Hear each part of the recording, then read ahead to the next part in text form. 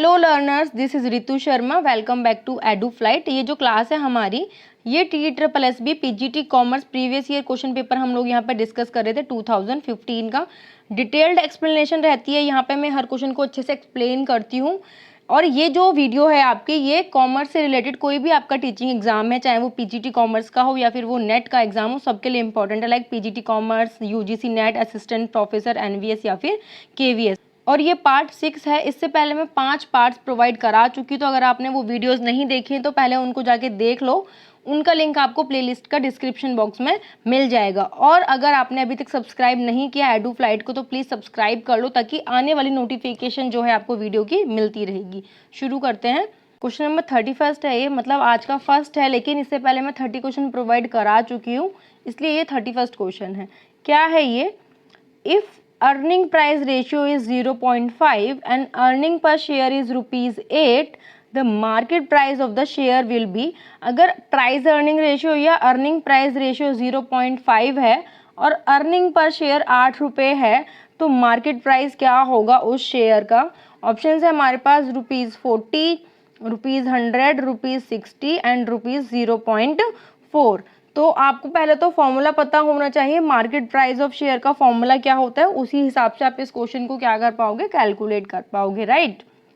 तो फॉर्मूला देखते हैं इसका। देखो, प्राइस अर्निंग रेशियो का जो फॉर्मूला होता है वो क्या होता है? मार्केट प्राइस पर share divided by earning per share. हमें क्या कैलकुलेट करना है? मार्केट प्राइस शेयर पर कैलकुलेट करना है। ओके, तो इसका फॉर्मूला क्या हो जाएगा? प्राइस अर्निंग रेशियो ये यहीं पर रहेगा और अर्निंग पर शेयर जो है आपका ये कहाँ चला जाएगा?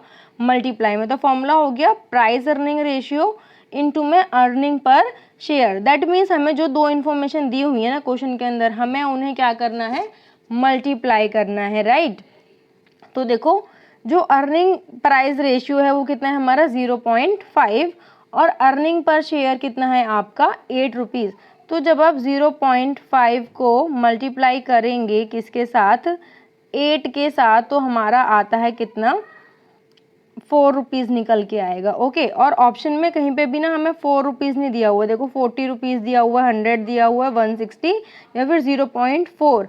अगर यहाँ पे 4 दिया होता, वो ऑप्शन हमारा क्या हो जाता? करेक्ट ऑप्शन हो जाता।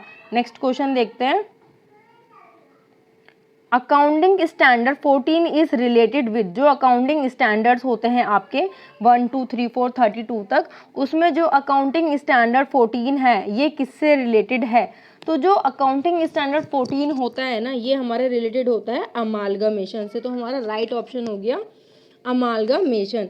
अब ये जितने भी है मैं यहाँ पे आपको बता देती हूँ कि ये इनका अकाउंटिंग स्टैंडर्ड कौन सा है, और बाकी के आप खुद से देखोगे जाके, क्योंकि अकाउंटिंग स्टैंडर्ड मोस्टली पूछ लिए जाते हैं क्वेश्चन में। एक क्वेश्चन तो आपको मिल ही जाएगा अकाउंटिंग स्टैंडर्ड का। तो जो बी ऑप्शन था, वैल्यूएशन ऑफ स्टॉक, ये किसके अंदर आता है? AS2 के अंदर, यानी अकाउंटिंग स्टैंडर्ड 2। जो आपकी डेप्रिसिएशन अकाउंटिंग है, ये अकाउंटिंग स्टैंडर्ड 6 के अंदर आती है। और जो वैल्यूएशन ऑफ फिक्स्ड असेट है, यहाँ पर देखो वैल्यूएशन ऑफ असेट लिखा था, इसका मतलब है वैल्यूएशन ऑफ फिक्स्ड असेट्स, ये आती है आपकी अकाउंटिंग स्टैंडर्ड 10 के अंदर। और बाकी के जो भी स्टैंडर्ड्स हैं उनको भी प्लीज़ एक बार जाके देख लेना, गूगल कर लेना, ताकि आपको अच्छे से क्लैरिटी हो जाएगी। Next question. The basic purpose of the fund flow statement is to indicate the following. जो बेसिक पर्पस होता है फंड फ्लो स्टेटमेंट का, वो क्या इंडिकेट करता है? Options are financial position, increase और डिक्रीज इन असेट्स, या फिर इंक्रीज और डिक्रीज इन लायबिलिटीज़, या फिर इंक्रीज और डिक्रीज इन वर्किंग कैपिटल। तो देखो, जो फंड फ्लो स्टेटमेंट होता है आपका, ये रिलेटेड होता है वर्किंग कैपिटल मैनेजमेंट से। तो इसका ऑप्शन हो जाएगा इंक्रीज और डिक्रीज इन वर्किंग कैपिटल। तो हमारा करेक्ट ऑप्शन हो गया डिक्रीज और इंक्रीज इन वर्किंग कैपिटल। अब देखो, दो चीज़ें यहाँ पे होती हैं। एक तो होता है आपका fund flow statement, fund flow statement होता है आपका, और एक होता है आपका कैश फ्लो स्टेटमेंट। तो ये अभी मैंने आपको बता दिया ये किससे रिलेटेड होता है? वर्किंग कैपिटल से रिलेटेड होता है। और कैश फ्लो स्टेटमेंट आप बताओ किससे रिलेटेड होता है, उसके बाद देखना। तो यहाँ पे लिखा हुआ है मैंने, देखो फंड फ्लो स्टेटमेंट जो है आपका, ये किससे रिलेटेड होता है? चेंज इन वर्किंग कैपिटल से रिलेटेड होता है, कि जो आपकी करंट असेट और करंट लायबिलिटीज़ हैं उनमें क्या चेंज हो रहा है। और जो आपका कैश फ्लो स्टेटमेंट होता है ये देखता है कैश फ्लो को, ये कैश का इनफ्लो कितना हो रहा है और कैश का आउटफ्लो कितना हो रहा है। तो इन दोनों में कंफ्यूज मत होना भाई। Next question is which of the following is not normally paid from the working capital.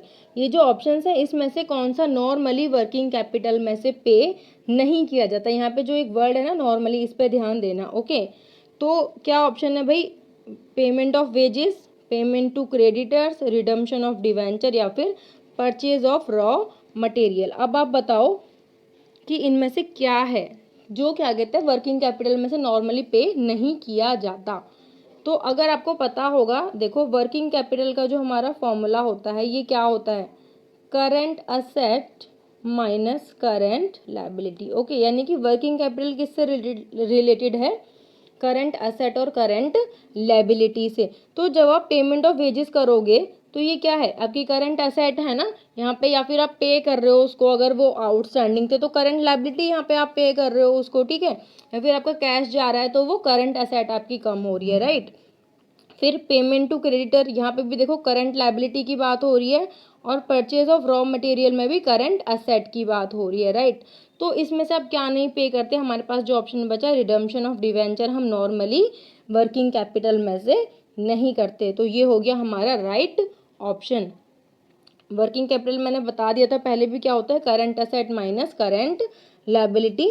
अब यहाँ पे लिखा हुआ है redemption of debenture is normally done through either from issue of shares और आउट ऑफ रिजर्व्स अवेलेबल। मतलब जो normally हम रिडम्पशन करते हैं डिवेंचर्स की वो किस में से करते हैं, या तो शेयर्स को इशू करके करते हैं या फिर जो हमारे पास रिजर्व्स अवेलेबल होते हैं उनमें से करते हैं। ओके, तो आज का लास्ट क्वेश्चन देखते हैं, which one of the following is leverage ratio. इनमें से कौन सा लिवरेज रेशियो है, और हमारे पास ऑप्शंस क्या क्या हैं, डेब्ट equity ratio, current ratio, operating ratio या फिर इन्वेंट्री रेशियो।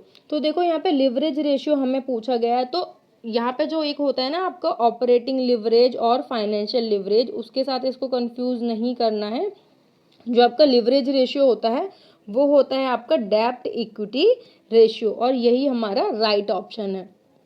डेब्ट इक्विटी रेशियो क्या होता है, हमारा लिवरेज रेशियो होता है। ओके, देखो यहाँ पे लिखा भी हुआ leverage ratio is the proportion of debts that a bank has compare to its equity या फिर capital. There are different leverage ratio such as, अलग अलग होते हैं, उसमें से एक होता है डेब्ट टू इक्विटी रेशियो जो अभी हमने पढ़ा, डेब्ट टू कैपिटल रेशियो या फिर डेब्ट टू एसेट रेशियो। तो हमें ऑप्शन में क्या दिया हुआ था, डेब्ट टू इक्विटी रेशियो, इसलिए ये हमारा करेक्ट ऑप्शन हो गया था। अब अगर बात करें ऑपरेटिंग लिवरेज की, तो ये क्या होता है आपका कंट्रीब्यूशन अपॉन में ईबीआईटी होता है। ओके, ईबीआईटी मतलब earning before interest and tax.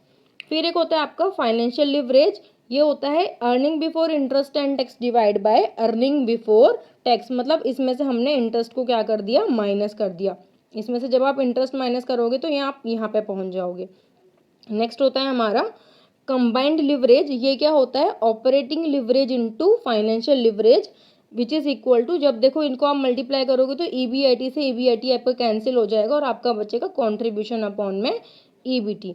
Okay, अब यहाँ पे एक चीज़ और समझो, जो ऑपरेटिंग लिवरेज होता है ना ये आपका दिखाता है percentage change in EBIT due to percentage change in sales, कि मतलब सेल में चेंज होने से आपके ऑपरेटिंग प्रॉफिट में कितना चेंज हो रहा है। और जो फाइनेंशियल लिवरेज दिखाता है हमें ये शो करता है percentage change in earning per share या percentage change in earning per share due to percentage change in operating profit. Okay, और कंबाइंड लिवरेज जो दिखाता है आपका क्या दिखाता है, percentage change in earning per share divide by percentage change in sales. आपका सेल्स के जो इंक्रीज या डिक्रीज हो रहा है उनका इम्पैक्ट क्या पड़ रहा है अर्निंग पर शेयर पे। तो आई होप हमने जितना भी यहाँ पर डिस्कस किया है आपको अच्छे से क्लियर हो गया होगा।